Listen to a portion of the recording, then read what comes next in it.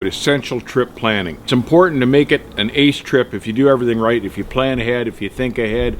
It's easy to do, and it'll help you live more like a human being instead of an abused truck driver. The first thing you do after you get your load on is get to the nearest cat scale and axle out. Figure out where your weights are. I like to load my trailer axle to the max first, then my steering axle, to leave myself light as possible on the drives, depending on the weather of course, but then you can put more weight on the drives as you fuel. Then figure out how much fuel you can run.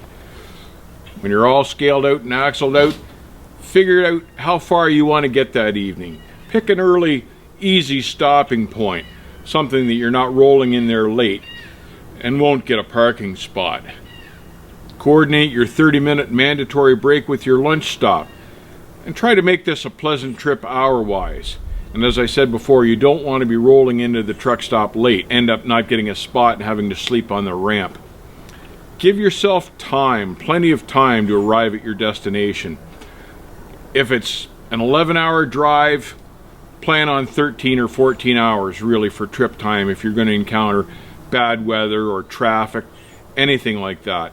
Give yourself the extra time to get there as well. If you like, you can call the receiver and find out whether or not it's safe to sleep on their property or not. Some shippers and receivers will let you do that, and some of them have safe compounds, but a lot of them don't.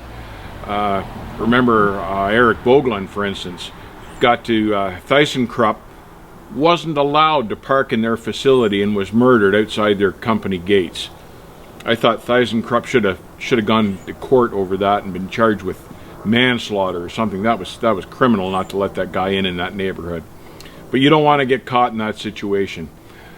I always preferred to pick a truck stop outside of town and go in the next morning in the daylight. I never like to be in those big city, inner city neighborhoods at night because of things like that happening. So plan your trip accordingly, live like a human being, and go in safely. Don't run yourself full out hours to the max too, because then you'll end up sleeping on a ramp somewhere trying to maximize your hours. Try to stop at a decent time at night, have dinner, have a shower in the morning when you get up, you'll feel better. Finally, make it a practice to refuse loads that go into unsafe areas in these big cities. Just don't do it. No amount of freight or no load or no rate is worth your life. Trucking should be an enjoyable job. It's a hard enough job as it is, and it's a long job, a long day, a lot of hours. Don't risk your life just for the sake of your freight. Pick smart destinations to deliver to, and pick smart companies to work for. Until the next time, drivers, be safe, keep the rubber side down, and I will see you again on the backhaul.